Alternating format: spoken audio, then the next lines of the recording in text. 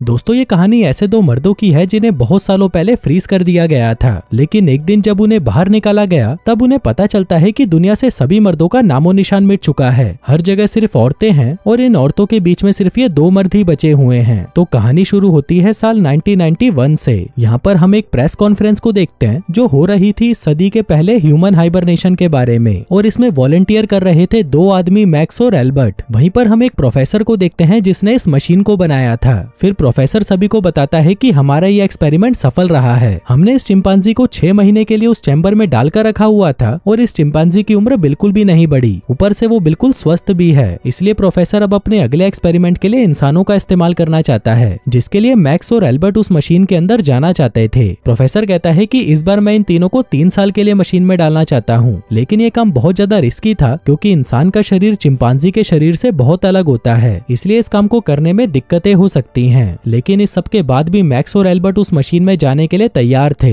आगे उस मशीन को चालू किया जाता है और मैक्स और एल्बर्ट को मशीन के अंदर डाल दिया जाता है। अब धीरे धीरे वक्त बीतता है और देखते ही देखते 50 साल बीत जाते हैं। आगे उस मशीन को खोला जाता है और मैक्स और एल्बर्ट को बाहर निकाला जाता है। उनके बाहर आते ही हम देखते हैं कि इन दोनों की उम्र थोड़ी भी नहीं बढ़ी। जिस उम्र के अंदर ये दोनों मशीन के अंदर गए थे अभी भी उनकी उम्र उतनी ही है। अब इन्हें भूख लगी थी तो 3 लड़कियां इनके लिए खाना लेकर आती हैं। वहीं इतने सालों से इन दोनों ने कुछ खाया नहीं था तो ये दोनों खाने का स्वाद भी भूल चुके थे। आगे मैक्स कहता है कि मैंने मशीन के अंदर एक शराब की बोतल और कुछ सिगरेट छुपा कर रखी थी और अब उनको बाहर निकालने का समय आ चुका है। जिसके बाद वो सारा सामान बाहर निकालता है और वो दोनों वहीं पर सिगरेट जलाकर पीने लगते हैं। लेकिन जैसे ही वहाँ पर धुआं फैलता है हर जगह पर अलार्म बजने लग जाते हैं और सबको लगने लगता है कि यहाँ पर कुछ तो गड़बड़ चल रही है। तभी वहाँ पर 2 औरतें आती हैं और आग को बुझाने लगती हैं। थोड़ी देर बाद वहाँ पर डॉक्टर ब्लॉन्ड नाम की एक औरत आती है और उन्हें बताने लगती है कि प्रोफेसर अब मर चुके हैं। अब ये सुनते ही वो दोनों हैरान हो जाते हैं। डॉक्टर ब्लॉन्ड कहती है कि यहाँ पर एक महायुद्ध हुआ था और उस युद्ध में कुछ ऐसा हुआ कि धरती से सारे मर्द मारे गए। अब धरती पर सिर्फ औरतें ही बची हैं और तुम लोग भी इसलिए बच गए क्योंकि तुम इस मशीन के अंदर थे।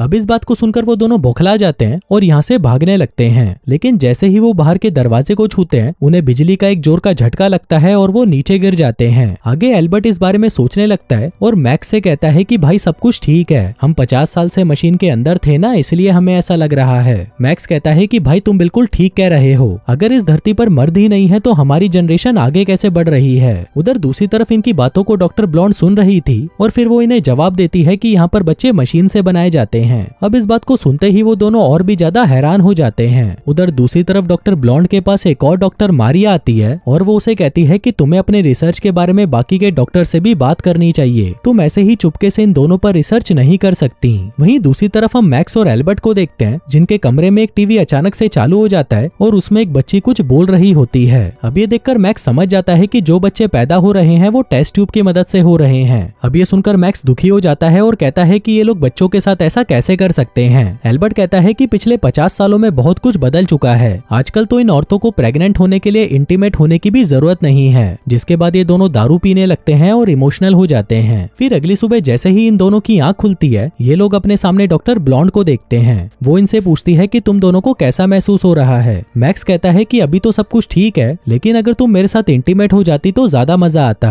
अब ये सुनते ही डॉक्टर ब्लॉन्ड गुस्सा हो जाती है और उसे उठाकर नीचे पटक देती है। वहीं ये सब देखकर एल्बर्ट मैक्स से कहता है कि भाई इन औरतों को इंटीमेट होने के बारे में कुछ नहीं पता, इसलिए तू इनसे ऐसी वैसी कोई बात मत कर। फिर थोड़ी देर बाद डॉक्टर ब्लॉन्ड कुछ गार्ड्स को अपने साथ लेकर आती है और उन दोनों को बताने लगती है कि पूरी दुनिया में रेडिएशन फैल चुका है और अगर कोई भी इंसान बाहर जाता है तो रेडिएशन से उसकी मौत हो जाती है। वो बताती है कि हमारे पास एक जानवर था जिसकी रेडिएशन की वजह से मौत हो गई। आगे ये दोनों जाकर सारे जानवरों को चेक करने लगते हैं और तभी वहाँ पर इनकी लीडर आ जाती है, जिसको देखकर मैक्स हैरान हो जाता है और उससे बात करने लगता है। वो उससे उसकी उम्र पूछता है पर तभी वहाँ पर एक औरत उनसे कहती है कि तुमको पता है कि तुम्हारी उम्र क्या है, तुम दोनों 86 साल के हो। लेकिन मैक्स को इन बातों से कोई फर्क नहीं पड़ता और वो लीडर के पास जाने लगता है। लेकिन तभी सारे गार्ड्स मैक्स को दबोच लेते हैं और उसे मारने लगते हैं। पर तभी पीछे से लीडर उन्हें कहती है कि इसको छोड़ दो। आगे मैक्स उनसे कहता है कि तुम लोग हमसे झूठ क्यों बोल रहे हो, यहाँ पर क्या हुआ था और सारे मर्द कहाँ चले गए। तभी लीडर उन्हें कहती है कि ये सारी गलती प्रोफेसर की है, उन्होंने एक ऐसी मशीन बनाई जिससे मर्दों की उम्र ना बढ़े, लेकिन बाद में उसी मशीन ने उन सभी मर्दों की जान भी ले ली। अब ये सुनते ही एल्बर्ट कहता है कि ऐसा कैसे हो सकता है, हम लोग तो अभी भी जिंदा हैं और अगर तुम लोग चाहो तो हम दोनों आपकी मदद कर सकते हैं, आप लोग हमारे साथ इंटीमेट होकर बच्चा पैदा कर सकते हो। लेकिन ये बात सुनते ही लीडर गुस्सा हो जाती है। इसी दौरान उसकी नजर एक सेब के पेड़ पर पड़ती है, जिस पर थोड़ी देर पहले तक तो 2 सेब लटके हुए थे, लेकिन ये दोनों गधे उसे तोड़कर खा गए। अब ये देखकर लीडर उन्हें कहती है कि तुम्हें पता है ना बाइबल में क्या हुआ था, इन्हीं सेब की वजह से सारा बवाल हुआ था और ये बवाल तुम लोग वापस शुरू करना चाहते हो। जिसके बाद लीडर उन दोनों को कुत्ते की तरह मारकर उन्हें वापस कमरे में बंद करवा देती है। अब मैक्स यहाँ पर रोने लग जाता है क्योंकि उसने पहली बार किसी औरत से मार खाई थी, पर इस पर एल्बर्ट उसे समझाने लगता है कि भाई तू चिंता मत कर, हम लोग जल्दी ही यहाँ से निकल जाएंगे और मुझे पूरा भरोसा है कि यहाँ के बाहर भी एक दुनिया है। उधर दूसरी तरफ हम डॉक्टर ब्लॉन्ड को देखते हैं जो कि सोच रही होती है कि इंटीमेट होना कैसा होता है। अब इसका पता लगाने के लिए वो सबसे ज्यादा उम्र वाली एक औरत के पास जाती है और उससे पूछती है कि इंटीमेट होना कैसा होता है। इस पर वो औरत कहती है कि जब दो लोग एक दूसरे से प्यार करते हैं तो वो दोनों एक दूसरे के अंदर घुस जाते हैं और इसे ही इंटीमेट होना कहते हैं और ये करके तुम बच्चा भी पैदा कर सकती हो। आगे वो उससे पूछती है कि तुम लोग उन दोनों के साथ क्या करने वाले हो, जिस पर वो कहती है कि हम उन दोनों को भी औरत बनाने वाले हैं। बुढ़िया कहती है कि फिर तो ये उनके लिए मौत से भी बड़ी सजा होगी। आगे उन दोनों मर्दों को पकड़कर लैब में लाया जाता है जहाँ वो देखते हैं कि यहाँ पर औरतों का ब्रेन वॉश किया जाता है और उन्हें मर्दों के बारे में सारी गलत बातें बताई जाती हैं कि कैसे पहले मर्द औरतों को टॉर्चर किया करते थे।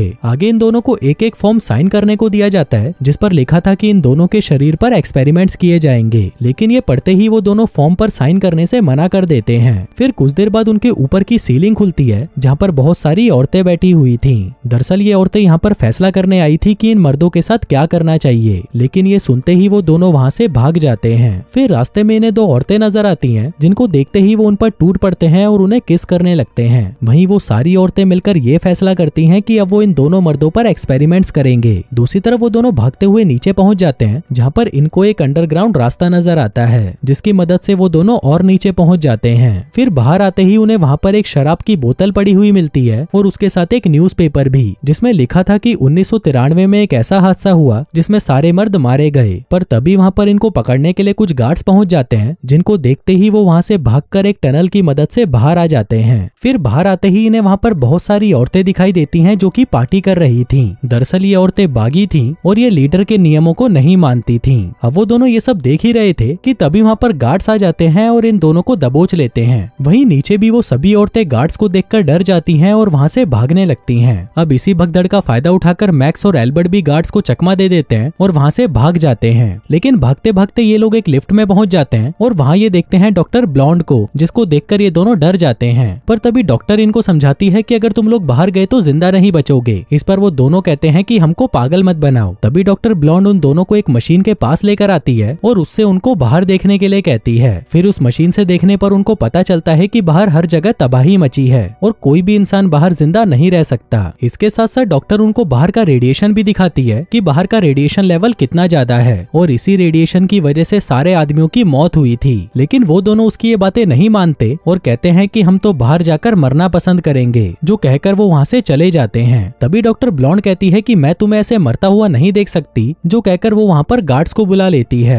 तभी वहाँ पर गार्ड्स आकर उन्हें वहाँ से ले जाने लगते हैं। अब वो दोनों डॉक्टर ब्लॉन्ड को गालियां देने लगते हैं और कहते हैं कि तुम बहुत खुदगर्ज लड़की हो। तभी डॉक्टर ब्लॉन्ड के पास 2 गार्ड्स आती हैं और उसे बताने लगती हैं कि तुम्हारा प्रमोशन कर दिया गया है। साथ ही वो उसे ये भी कहती है कि इन दोनों मर्दों को वांटेड घोषित किया गया है और अब जल्दी ही इनको ऑपरेशन करके लड़की बना दिया जाएगा। लेकिन इससे पहले डॉक्टर को तुम्हारे रिसर्च की जरूरत है क्योंकि इन दोनों के साथ सबसे ज्यादा तुम ही रही हो और तुम्हारे रिसर्च के आधार पर ही इन दोनों को औरतों में बदला जाएगा। लेकिन तभी हम देखते हैं कि डॉक्टर ब्लॉन्ड को ये चीज अब अच्छी नहीं लग रही थी और वो नहीं चाहती थी कि इन दोनों को औरतों में बदला जाए। उधर दूसरी तरफ हम मैक्स और एल्बर्ट को देखते हैं जिनको लैब ले जाया जाता है। पर तभी वो दोनों चिल्लाने लग जाते हैं कि हम औरत बनने की बजाय मरना पसंद करेंगे। लेकिन वो औरतें किसी की नहीं सुनती और मैक्स को अंदर ले जाने लगती हैं। इसी दौरान मैक्स की नजर उसकी पत्नी पर पड़ती है जो उसे कहती है कि जब तुम हाइबरनेशन में गए थे तब मेरे पेट में तुम्हारा बच्चा था, लेकिन तुमने ना तो मेरी परवाह करी ना अपने बच्चे की। जो कहकर वो उसका ऑपरेशन करने ही वाली थी कि तभी वहाँ पर डॉक्टर ब्लॉन्ड आ जाती है। वो उन दोनों को वहाँ से बचाकर भागने लगती है, पर क्योंकि एल्बर्ट को एनेस्थीसिया का इंजेक्शन लगा दिया गया था जिसके चलते उसे डरावने सपने आने लगते हैं और उसकी हालत खराब हो जाती है। तभी ऊपर जाते ही उन्हें वहाँ पर 2 गार्ड्स नजर आती हैं और डॉक्टर ब्लॉन्ड उन्हें कहती है कि जल्दी से अपने कपड़े उतारो और ये इन दोनों आदमियों को दे दो। आगे वो दोनों उन कपड़ों को पहन लेते हैं जो कि रेडिएशन से बचने वाले सूट थे।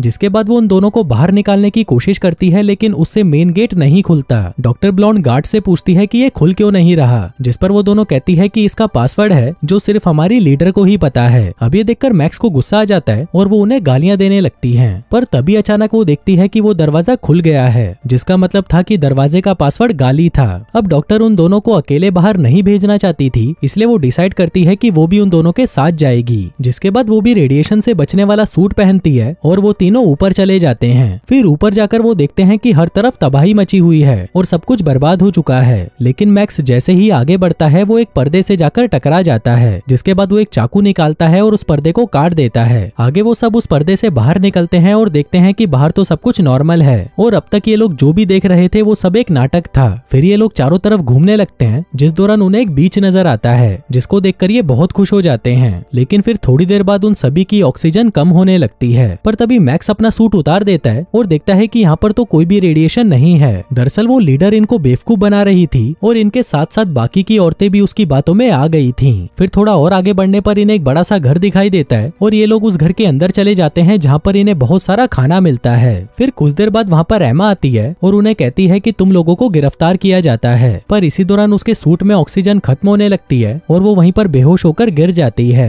तभी एल्बर्ट उसे उठाकर घर के अंदर ले जाता है और उसका सूट उतारने लगता है। लेकिन फिर जैसे ही एमा की आंख खुलती है वो एल्बर्ट के ऊपर चिल्लाने लगती है। इसी दौरान गलती से उससे रिमोट दब जाता है और तब इन्हें पता चलता है कि लीडर ने हर जगह ये अफवाह फैला दी है कि डॉक्टर ब्लॉन्ड की मौत हो चुकी है। जिसके बाद वहाँ पर दो औरतों को दिखाया जाता है और कहा जाता है कि ये दोनों मैक्स और एल्बर्ट हैं, जिन्हें ऑपरेशन करके औरत बना दिया गया है। अब ये लोग ये सब देख ही रहे थे कि तभी इन्हें एहसास होता है कि बाहर से कोई आ रहा है और ये लोग जल्दी से छुप जाते हैं। इसी दौरान वहाँ पर लीडर आ जाता है और तब इन्हें पता चलता है कि ये घर इनकी लीडर का है। लेकिन तभी लीडर अपने घर की हालत देखकर समझ जाती है कि यहाँ पर कोई और भी है। फिर जैसे ही वो अलमारी खोलती है तभी मैक्स और एल्बर्ट उसे दबोच लेते हैं और तब इन्हें पता चलता है कि इनकी लीडर कोई औरत नहीं बल्कि एक आदमी है। अब ये देखकर वो दोनों हैरान हो जाते हैं और उसे कहते हैं कि तुम चाहते क्या हो और ये सब क्यों कर रहे हो। तब वो आदमी अपनी सारी सच्चाई बताता है कि 20 साल पहले मैं इस धरती पर इकलौता आदमी बचा था, लेकिन ये सभी मुझे लड़की बनाने के पीछे पड़ गए थे, इसलिए मैं खुद ही मेकअप करके लड़की बन गया और इनके साथ रहने लगा, जिसके एक वक्त बाद मुझे यहाँ का लीडर बना दिया गया। तभी मैक्स और एल्बर्ट उसे कहते हैं कि तुमने उन औरतों को बताया क्यों नहीं कि बाहर रेडिएशन जैसा कुछ नहीं है। इस पर लीडर कहता है कि पहले यहाँ पर बहुत रेडिएशन था, लेकिन धीरे धीरे रेडिएशन खत्म होता गया, लेकिन मेरी हिम्मत ही नहीं हुई कि मैं इनको सब कुछ सच बता दूं, क्योंकि वो सभी औरतें सन की हैं। इसके बाद मैक्स और डॉक्टर ब्लॉन्ड एक साथ इंटीमेट होने लगते हैं और वहीं एल्बर्ट और एमा भी इनको देखकर शुरू हो जाते हैं। फिर अगले दिन वो दोनों उस लैब में पहुंच जाते हैं जहाँ पर बच्चों को बनाया जाता था, जिसके बाद वो उनके फॉर्मूले में अपने प्यार की निशानी मिला देते हैं ताकि अगली बार जब भी इन बच्चों को बनाया जाए तो उनमें सभी मर्द पैदा हों। फिर कुछ सालों बाद जब बच्चे पैदा होते हैं तो उनमें एक मर्द पैदा होता है। इसी दौरान जब एक नर्स उस लड़के को देखती है तो वो जोर से चिल्लाने लगती है। और दोस्तों इसी के साथ ही ये कहानी यहीं खत्म हो जाती है।